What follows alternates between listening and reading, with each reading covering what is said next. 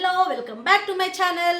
So మొత్తానికి ఏంటంటే eliminate అయిపోయిన వ్యక్తులు మళ్ళీ బిగ్ బాస్ హౌస్లోకి వచ్చేసి బిగ్ బాస్లో ఉన్న కంటెస్టెంట్స్ని నామినేట్ చేయడం విధానం ఏ సీజన్లో జరగలేదు, ఈ సీజన్లో జరిగింది. దానిలో ముఖ్యంగా సోనియా, నైనిక, సీత, ఇంకేంటి మన వకీల్ సాబ్, మన శేఖర్ భాష అండ్ ఆదిత్యవం వీళ్ళు వస్తారు. వీళ్ళు వచ్చి ఎక్స్పెషల్గా మణికంఠ ఇచ్చిన విధానము, ఇచ్చిన బూస్ట్ చాలా బాగుంది. మోటివేషన్ స్పీచ్ చాలా బాగుంది. ఇవ్వాల్సిన ఇన్పుట్ చాలా బాగా ఇచ్చాడు అనిపించింది నాకు. సో మొత్తానికి ఎవరెవరు నామినేట్ అయ్యారంటే ప్రేరణ, యష్మి, పృథ్వీ, నిఖిల్, నబిల్, ఇలా 5 మెంబర్స్ నామినేషన్లోకి వచ్చేసారు. సో ఈ విధంగా నామినేషన్ ప్రక్రియ ఎండ్ అయిపోయింది. కానీ ఇక్కడ చెప్పుకోవడానికి ఏంటంటే ఒక్కొక్కరు వచ్చి ఇస్తారు కదా నామినేషన్. సోనియా ఇచ్చిన నామినేషన్ నాకు బయాస్గా అనిపించింది అని చెప్పాను మీకు నేను. ఎందుకంటే యష్మి చాలా అబద్ధాలు ఆడుతుంది. అబద్ధాల కూర అనడంలో అసలు ఏమంటారు దాన్ని, ఆ పేరు కూడా తక్కువే అనిపించింది నాకు యష్మి విషయంలో. దాన్ని మరి సోనియా ఖండించాలి కదా 24/7 అసలు. అంటే ఆ లెక్క ప్రకారం ఆమె చూసి రాలేదు, నాకు తెలిసి చూసి అనేది రాలేదు, మొత్తం చూడలేదు, వీడియోస్ అనిపించింది నాకు. సో మొత్తం బయాస్గా అనిపించింది. నిఖిల్కి తను ఇచ్చిన ఇన్పుట్స్ వల్ల తనకి హైయా పాజిటివ్ జరుగుతుందా నెగిటివ్ జరుగుతుందా అనే ఫీలింగ్లోనే ఉన్నాను. మీరు కామెంట్ బాక్స్లో కామెంట్ చేయండి. అదొకటైతే మన సోనియా ప్రేరణ అండ్ నిఖిల్ని చేస్తుంది. ప్రేరణ విషయంలో కూడా చాలా పాయింట్స్ అనేవి కూడా చాలా మామూలుగా ఉంటాయి, కొంచెం చూడనట్టు మాట్లాడుతుంది అన్నట్టు నాకు అనిపించింది. మొత్తానికి సోనియా ఇలా విధంగా నామినేట్ చేస్తుంది. ఇంకా మన బేబక్క వచ్చిందమ్మ. బేబక్క అసలు వచ్చి ఏం చేస్తుందా నామినేషన్ నాకు అసలు అర్థమే అవ్వలేదు నాకు. ఎందుకంటే పృథ్వీని నువ్వు నామినేట్ చేసిన మూలాన్ని నేను బయటకు వెళ్ళిపోయా, నువ్వు నామినేట్ చేసిన మూలాన్ని నేను బయటకు వెళ్ళిపోయా అంటుంది. నామినేషన్ చేశాడు, అతను నామినేట్ చేశాడు. ఎవరు పంపించారు ఆమెని? ఆడియన్స్ పంపించారు. ఆడియన్స్కి ఆమె ఆటాడే విధానం నచ్చలేదు కాక పంపించారు. Simple point. ఆ పాయింట్ని కన్సిడర్ చేయకుండా వచ్చేసి పృథ్వీ మీద నువ్వు నామినేట్ చేసావు, నన్ను నువ్వు గాడిద అన్నావు, గాడితో పోల్చావు నువ్వు అని రకరకాలుగా మాట్లాడుతుంది పృథ్వీని. అస్సలు పాయింట్సే లేవు. ఆమె నామినేట్ ఎలిమినేట్ అయిపోయిన తర్వాత కూడా ఆమె అసలు ఇది బ్రెయిన్ అనేది నాకు మరి పని చేయట్లేదు అర్థం కావట్లేదు నాకు. చిన్న పాయింట్స్ చిన్న పిల్లలకు అర్థమవుతుంది. ఆ పాయింట్స్ చేస్తుంది మన పృథ్వీని. నువ్వు నామినేట్ చేసావు కూడా వెళ్ళిపోయా, నువ్వు నామినేట్ చేసావు కూడా వెళ్ళిపోయి. ఇది అసలు ఉందో ఏమన్నా ఇందులో? నామినేట్ చేస్తాం మనము, కాకపోతే ఆడియన్స్ సేవ్ చేయాలా బయటకు పంపించాలన్నది ఎవరి నిర్ణయము? ఆడియన్స్ నిర్ణయం. అదే పృథ్వీ కూడా అంటాడు, నేను చేశాను, నాకు నచ్చక నేను చేశాను, కానీ నేను పంపించింది ఎవరు? ఆడియన్సేనమ్మా, నేను కాదు అని చెప్పి క్లారిటీ ఇస్తారు పృథ్వీ. అక్కడ నాకు భలే నచ్చుతాడు అసలు. అందుకే బేబక్క దాంట్లో తుప్పాస్ రీజన్స్ తప్ప పస ఏం లేదనిపించింది నాకు. పృథ్వీను మన నిఖిల్ని నామినేట్ చేస్తుంది. పృథ్వీ నిఖిల్ని అసలు ఏం పస లేకుండా ఇప్పుడు కంటెస్టెంట్స్ వీళ్ళు వచ్చారు కదా, మన సీత కానీ నైనిక కానీ పోలిస్తే బేబీ అక్క అసలు వచ్చి వేస్ట్. అసలు ఏం చెప్పింది ఏదో రివెంజ్ నామినేషన్ లాగా ఆమె వాళ్ళు చేసిన తిరిగి చేసింది తప్ప ఏమీ లేదు. ఆ పాయింట్స్ కూడా చిన్నపిల్ల పాయింట్స్. నన్ను నువ్వు నామినేట్ చేసి పంపించేసావు, ఇది పంపించినట్టు మూటమూట చదువుకో వెళ్ళిపోవమ్మా అని పంపించినట్టు అలా చెప్తుంది మన బేబక్క. అసలు పస లేకుండా ఉంది మన బేబక్క విషయంలో. నెక్స్ట్ చాలా మంది వచ్చి ప్రేరణ యష్మి గురించి చెప్తారు. ప్రేరణ యష్మి ఎందుకంటే వాళ్ళు ఉన్నది అదే. ముఖ్యంగా నాకు నచ్చింది ఏంటంటే సీత ఇచ్చిన పాయింట్స్, అడిగిన పాయింట్స్ ఒక్కొక్కరు ఒక రకంగా అడిగారు. సోనినేమో మన గుణభం దించినట్టు అడిగింది. మన సీత మటుకు కూల్గా ప్రశాంతంగా కూర్చొని దింపవలసినవి అన్నీ దింపేసింది పాయింట్స్. అలా అనిపించింది నాకు. ఎంత నీట్గా అడిగిందో సీత, చాలా బాగా అడిగింది సీత. ఈ మెచ్యూర్డ్గా అడిగింది. ఎలా అడిగిందంటే ఫస్ట్ ప్లేస్ మణికంఠకి ఇస్తాను నేను మెచ్యూరిటీలో, సెకండ్ ప్లేస్ సీత బాగా అడిగింది, చాలా బాగా అడిగింది. అయితే సీత అడిగింది ఏంటంటే ఫస్ట్ ప్రేరణ గురించి మాట్లాడదాం. ప్రేరణ ఏమంటుందంటే, ఏంటి ప్రేరణ నువ్వు మెగా చీఫ్గా అవుదాం అనుకున్నావు, మెగా చీఫ్ అయిన తర్వాత అమ్మో ఇంకోసారి మెగా చీఫ్గా రావద్దు అనే విధంగా బిహేవ్ చేసావు, అసలు ఏం బాగలేదు, ఒక హిట్లర్గా ఒక రూలర్గా డిమాండ్ చేస్తున్నా అనిపించింది మాకు చూసే ప్రేక్షకులకి, అసలు నచ్చలేదు మాకు అని చెప్పి అంటది ప్రేరణని. అందరూ అదే అనుకున్నారు కదా, హిట్లర్గా ప్రవర్తిస్తుంది మన ప్రేరణ అని చెప్పని. కొంచెం మెగా చీఫ్గా అయినప్పుడు కొంచెం చేంజ్ అయింది అనిపించింది కదా. ఆ పాయింట్స్ కళాఖండిగా కుండ బదులుకుంటూ అడుగుతుంది మన ప్రేరణని. ఇంకేం అడుగుతుంది, నువ్వు మన సీతాఫల విషయంలో గౌతమ్ సీతాఫల విషయంలో కూడా చేసింది కూడా అసలు నచ్చలేదు నాకు అని చెప్పి అడుగుతుంది. ఇంకా అదొక్కటే కాదు, ఇక చాలా ఉన్నాయి చెప్పుకుంటూ పోతే. నువ్వు మెగా చీఫ్గా అయ్యి చాలా మారిపోయావు, చాలా రూరల్గా బిహేవ్ చేస్తున్నావు అనిపించింది నాకు. అది మార్చుకో ప్రేరణ అని చెప్పి అంటది. ఇంకొకటి గ్రాట్యూడ్గా నువ్వు నీకు రోహిణి వల్ల సుడికేసి వస్తుంది కదా, మళ్ళీ నువ్వు రోహిణి ఎందుకు మెగా చీఫ్గా చేయలేకపోయావు? అది ఎవిక్షన్ ఫ్రీ షీల్డ్లో మెగా చీఫ్ కదా, ఎవిక్షన్ ఫ్రీ షీల్డ్ ఎవరికి రావాలి అన్న విధానంలో రోహిణికి ఎందుకు ఇవ్వలేదు, నువ్వు నబిల్కి ఎందుకు సపోర్ట్ చేసావు అని చెప్పి ఒక వైడ్ క్వశ్చన్ వేస్తుంది మన సీత ప్రేరణని. అప్పుడు ప్రేరణ అంటది అసలు యాక్చువల్గా అని అసలు ఆమె ప్రేరణ ఇచ్చే ఆన్సర్స్ ఎలా ఉంటాయంటే, ఒకవైపు రియాలిటీ అనిపించింది నాకు, రియాలిటీ అనిపించింది నాకు ప్రేరణ. ఇంకోవైపు అసలు ఏంది ఈ రీజన్ చెప్పేసింది అనిపించింది. ఎందుకు రియాలిటీ అంటుందంటే తన మనసులో ఏమవుతుందో చెప్పేసింది. ఏం చెప్పిందంటే, నాకు గ్రాటిట్యూడ్ వాళ్ళని కాదు, నన్ను రోహిణి హెల్ప్ అడిగింది, నాకు సపోర్ట్ చేయమని అడిగింది కాబట్టి నేను టూ టైమ్స్ తనకు చేశాను, 2 స్టెప్స్ ముందు తనకి చెప్పాను పేరు అంటే. ఆహా, నువ్వు రోహిణి అన్నందుకు చెప్పావా, మేమేమో గ్రాటిట్యూడ్ అని చెప్పి మేము అనుకుంటున్నాము అని చెప్పి మన సీత అంటారు. సీత అనేస్తుంది గ్రాటిట్యూడ్ కాదట, రోహిణి హెల్ప్ అడిగితేనే చేసిందట. మన నబిల్ హెల్ప్ అడగలేదు కదా, మా ఆయనకట్లా చేసింది నబిల్. ఇలా చెప్పేస్తుంది కదా, దానివల్ల నెగిటివ్ అవుతుంది అనుకోవట్లేదు ప్రేరణ. దాన్ని రియాలిటీ అంటారు. రియాలిటీగా తన మైండ్లో ఎలా ఉందో అది చెప్పేస్తుంది, అలా చెప్పుకుంటూ పోతుంది. అది పాజిటివా నెగిటివ్ అనేది ఆలోచించట్లేదు, దాన్ని రియాలిటీ అని నేను అంటాను. మరి మీరేమంటారో కామెంట్ చేయండి. సో ఈ విధంగా నేను గ్రాటిట్యూడ్ కానీ చూపించలేదు రోహిణికి. రోహిణి నన్ను హెల్ప్ అడింది కాబట్టి నేను 2 స్టెప్స్ 2 టైమ్స్ రోహిణి పేరే చెప్పాను అని చెప్తుంది.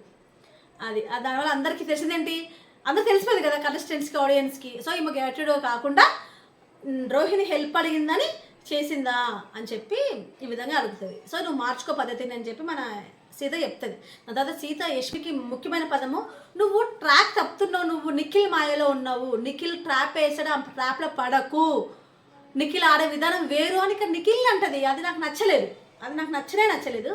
నిఖిల్ ట్రాప్ వేసాడు, ట్రాప్ వేస్తాడు నిఖిల్. కానీ ఈ విషయంలో నిఖిల్ డిఫెండ్ చేసుకోవచ్చు మన సీతతో, కానీ నిఖిల్ చేసుకోలేడు. ఆ విధంగా ఎందుకు అంటది అని.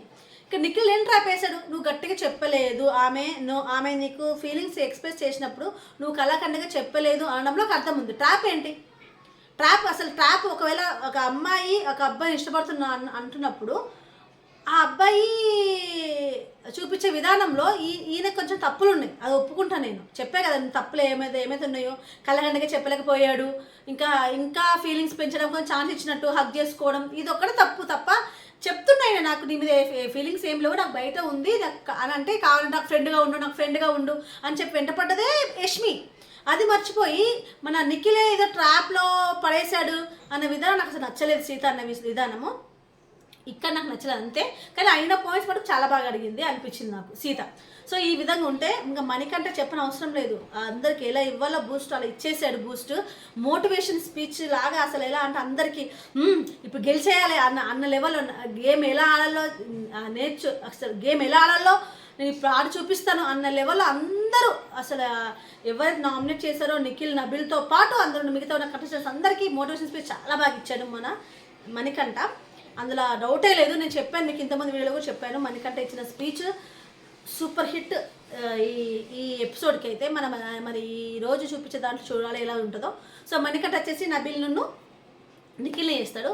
ఆదిత్య ఓం కూడా మన యష్మి అని ప్రేరణ చేస్తుంది. యష్మి అని ప్రేరణ వచ్చి ఏం చెప్తారంటే, యష్మికి నువ్వు గ్రూప్ గేమ్ ఆడుతున్నావు, మీ నాన్న ఏం చెప్తాను నీకు అని చెప్పి నువ్వు గ్రూప్ గేమ్ ఆడుతున్నావు, ఇంతవరకు నీకు ప్రేరణలో నిఖిల్ దాంట్లో పృథ్వీ దాంట్లో ఏం కనిపించలేదా నీకు నామినేట్ చేయడానికి, మీరు ముగ్గురు ఒకటి కాబట్టి నువ్వు నామినేట్ చేయలేదు అని యష్మిని కళాఖండే కుండ బదులు కొట్టినట్టు మన ఆదిత్యవం అంటారు అనేసి, మీ నాన్నకి ఏం చెప్పాడు, గ్రూప్ గేమ్ తగ్గించుకోని చెప్పాడు అని చెప్పాను. ప్రేరణకి కూడా నువ్వు కూడా సేమ్ అదే ఆడుతున్నావు, కొంచెం నాకు నీ మెగా చీఫ్ అయినప్పుడు కొంచెం నాకు రూల్గా అనిపించింది, ప్లస్ మళ్ళీ ఇంకా అందరు చెప్పిన పాయింట్సే చెప్తారు ఏకంగా. అప్పుడు ప్రేరణ అనుకుంటుంది కదా అందరూ వెళ్ళిపోయినాక అందరు గుమ్ముగా అందరూ ఒక నిర్ణయంతో వచ్చారు, నేను మంచిగా ఆడుతున్నా గేమ్ అని అనుకుంటుంది, అందరికి చెప్తుంది కూడా. వీళ్ళందరూ కలిసి అనుకొని వచ్చి నన్ను నామినేట్ చేశారు అనుకుంటా, ఎందుకంటే ఈక్వల్గా అందరికీ సేమ్ పాయింట్స్ ఇవే ఉన్నాయి కాబట్టి ఇలా అనుకొని వచ్చి ఉంటారని చెప్పి మన ప్రేరణ అక్క ఇంకా రియలైజ్ అవ్వట్లేదు ఏంటో అది అలా.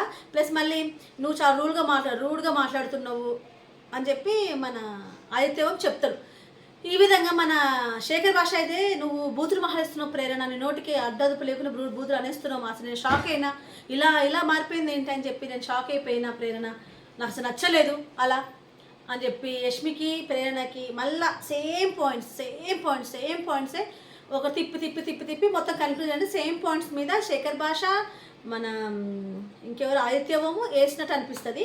మన నైన్కి అయిన క్వశ్చన్ చాలా బాగుంది. ఏంటంటే నైనిక యష్మిని అడుగుతుంది క్వశ్చన్, నువ్వు నాకు అర్థం కాదు నీకెందుకు అంత నిఖిల్తో డాన్స్ చేయాలని ఇష్టం, నిఖిల్తో డాన్స్ చేయాలని ఎందుకు అంత ఉత్సాహంగా ఉంది నీకు, అది బయట చూసుకోవచ్చమ్మా, ఇప్పుడు ఎందుకు ఇక్కడ అని చెప్పి మళ్ళీ పాయింట్ చెప్తుంది. ఇవన్నీ మాకు ఆడియన్స్ కనిపించింది. కానీ యష్మి ఏం చెప్తుంది సోనియాతో, అసలు నాకు ఇతని మీద నాకు ఏ ఫీలింగ్స్ లేవు, నాకు ఓన్లీ డ్రీమ్ ఒకటి వచ్చిందని చెప్పాను అంటది. కానీ బయట ఆడియన్స్కి డ్యాన్స్ చేయడానికి కూడా నిఖిల్తోనే కావాలని చెప్పి విష్ణుతో గొడవపడ్డావు అని చెప్పి మన నైనిక అంటది. నువ్వు విష్ణుతో గొడవపడే విధానం నాకు కార్నర్ చేసిన విష్ణుని అనిపించింది, నచ్చలేదు నాకు. ఎందుకు అలా ఎందుకు అలా చేస్తున్నావు, నువ్వు ఒక మెచ్యూర్డ్గా ఉండు, బయట చూసుకోవచ్చు అవన్నీ అని, నీకు ఎందుకు అంత ఉంది అతనితో చేయాలని చెప్పి చాలా బాగా మాట్లాడదు పాయింట్ నైనిక కూడా యష్మిని. సో ఈ విధంగా మరి సోనీకి ఇవన్నీ తెలియదా, నాకు అర్థం కాదు. ఏమంటదంటే నువ్వు నామినేట్ చేస్తుంది, ఏమంటదంటే నువ్వు ప్రేరణని ఫ్రెండ్ అంటున్నావు, తర్వాత అన్న చాలా చోట్ల బ్యాక్ పిచ్చింగ్ చాలా ఉంది అని చెప్పి ఎందుకు అలా చేస్తున్నావు నువ్వు, వాళ్ళ భర్త వచ్చినప్పుడు కూడా ఏదది కృంగియో ఏదో అంటారు పదం, దాన్ని ఇంగ్లీష్లో అది ఏంటంటే ఇంగ్లీష్లో పదం రావట్లేదు, తెలుగులో దాని మీనింగ్ ఏంటంటే ఒక ఏదో ఏమంటారు విడ్డూరం, ఒక ఎబ్బట్టుగా ఉంది చూడడానికి అనే విధంగా తను మాట్లాడిందట మన యష్మి. అలా ఎందుకు నువ్వు బ్యాక్ పిచింగ్ చేస్తున్నావు, ప్రేమ వాళ్ళ హస్బెండ్ వచ్చినప్పుడు తనకు నువ్వు అన్న పదము విడ్డూరంగా ఉంది, ఎబ్బట్టుగా ఉంది చూడడానికి అన్న విధంగా నువ్వు మాట్లాడావు అంటే, నేను ఆ విధంగా మాట్లాడలేదు, అది వేరే విధంగా వచ్చిన టాపిక్, అలా కాదు ఇలా కాదని చెప్పి దొంగ కన్నీళ్ళు కారుస్తూ ఎందుకంటున్నంటే దొంగ కన్నీళ్ళు ఎందుకంటున్నంటే నిజంగా యష్మి ఒక ఫ్లిప్పరు, అబద్ధాల కోరు, చాలా ఫ్లిప్ అవుతూ ఉంటుంది. అందుకే అంటున్నాను తన ఏడుపుకి వాల్యూ లేదు అని అంటున్నాను నేను. సో ఈ విధంగా యష్మికి అంటది. సో ఈ విధంగా మరి సోనియాకి ఇవన్నీ తెలియదా, నాకు అర్థం కాదు. ఇప్పుడు నైనికైన క్వశ్చన్స్ చూసి అడుగుతుంది, మరి సోనియా ఏహంగా నిఖిల్నే బయాసిడ్గా అసలు నిఖిల్ని నీదే తప్పు అనే విధంగానే మాట్లాడుతుంది తప్ప దానికి ఎవరు కారణము, యష్మికి చెప్పాలని చెప్పిండు నిఖిల్, నాకు బయట ఉన్నారమ్మా, నాకు నేను ఫీలింగ్స్ లేవమ్మా అన్నప్పుడు కనీసం ఫ్రెండ్గానే ఉండొచ్చు కదా అని చెప్పి అన్నది యష్మి. అవన్నీ పట్టించుకోలేదు సోనియా. సో ఇక్కడ ఆడియన్స్కి మనకి యష్మి ఫ్లిప్ అవుతుంది, మొత్తం అబద్ధాల కోల్లా మారిపోయింది యష్మి. సో నైనిక అయిన క్వశ్చన్ చాలా బాగుంది, నువ్వు డ్యాన్స్లో కూడా నీకు నిఖిలే కావాల్సి వచ్చిందా, నీకు డ్యాన్స్లో ఎందుకు అలా మారిపోయావు అని చెప్పి చాలా బాగా అడుగుతుంది. సో ఈ విధంగా మొత్తానికి 5 అయ్యారు, నిఖిల్, ప్రేరణ, యష్మి, పృథ్వీ, నబిల్, ఇలా 5. మరి చూడాలి ఎలా ఉంటుందో ఏంటో. ఈ విధంగా జరిగింది నామినేషన్ ప్రక్రియ. ఇందులో ఎక్కువ హైప్లో ఉన్నది మన మణికంఠ ఇచ్చిన స్పీచే. ఈ స్పీచ్కి మోటివేషన్ అయ్యి విష్ణుప్రియ కూడా ఏడ్ చేస్తుంది అని చెప్పే విధానం ఇలానే చూడాలనిపిస్తుంది. ఆ మోటివేషన్ స్పీచ్ లేకనే మన మణికంఠ వెళ్ళిపోయాడు, కాన్ఫిడెన్స్ లెవెల్స్ లోలో ఉన్నప్పుడు మన నాగార్జున సార్ కానీ కంటెస్టెంట్స్ కానీ మన బిగ్ బాస్ కానీ ఆయనకు కాన్ఫిడెన్స్ లెవెల్ పెంచలేదు అని నాకు అనిపిస్తుంది. ఇలాంటి స్పీచ్ మణికంఠ ఇచ్చిన మోటివేషన్ స్పీచ్ ఏమైనా ఇస్తే మేబీ మణికంఠ సెల్ఫ్ ఎలిమినేట్ అవ్వకపోవచ్చు అనేది నా ఒపీనియన్, నా పాయింట్ ఆఫ్ వ్యూ. నేను ఛానల్ పెట్టింది కూడా తన కోసమే అని చెప్పాను. తనకు జరిగిన అన్యాయం గురించి నేను నా ఫస్ట్ రివ్యూ వచ్చేసి మణికంఠ గురించే ఉంటుంది. సో మొత్తానికి ఈ ఎపిసోడ్లో ఈ డేలో మొత్తానికి హైప్ ఎక్కువ వరకు ఉండదంటే మన మణికంఠకి ఇచ్చిన స్పీచ్కే ఆ మోటివేషన్కే నాకు అనిపించింది. వాళ్ళకి మటుకు ఇలా ఆడాలి గేమ్ అని చెప్పి వాళ్ళకి అర్థమైపోతుంది. ఆయన ఇచ్చిన ఇన్పుట్స్ సోలోగా ఆడండి, ఎవరి మీద అందరు చెప్తున్నారని చెప్తారు. ముఖ్యంగా నిఖిల్కి, నబిల్కి నా ఫ్రెండ్స్ని ఎందుకు చూజ్ చేసుకున్నానంటే వాళ్ళకి ఇన్పుట్స్ ఇవ్వాలంటే నేను వాళ్ళతో మాట్లాడాలి కాబట్టి వాళ్ళు నామినేషన్ చేసి నేను మాట్లాడుతున్న విధానము ఉంది కదా, అది చాలా మెచ్యూర్డ్గా అనిపించింది నాకు. నిజంగా చాలా బాగా ఇచ్చాడు. సో మొత్తానికి అందరితో పోలిస్తే మణికంఠ ఇచ్చిన ఇన్పుట్స్ కానీ మోటివేషన్ స్పీచ్ కానీ హైలైట్ ఈ ఎపిసోడ్కి. మరి చూడాలి మన బిగ్ బాస్ 1 అవర్ దాంట్లో మణికంఠని ఇస్తాడా, మళ్ళీ మణికంఠకి అన్నేం చేస్తాడా అనేది తెలియదు నాకు. సో మీరేమనుకుంటారో నా కామెంట్ బాక్స్లో కామెంట్ చేయండి. నా వీడియో నచ్చి ఉంటే షేర్, లైక్, సబ్స్క్రైబ్ చేయడం మర్చిపోకండి. ఒక లైక్ కొట్టండి, లైక్ మటు కొట్టండి, ఎందుకంటే నాకు పక్క వాళ్ళకి షేర్ అవుతుంది. ఓకేనా? Thank you.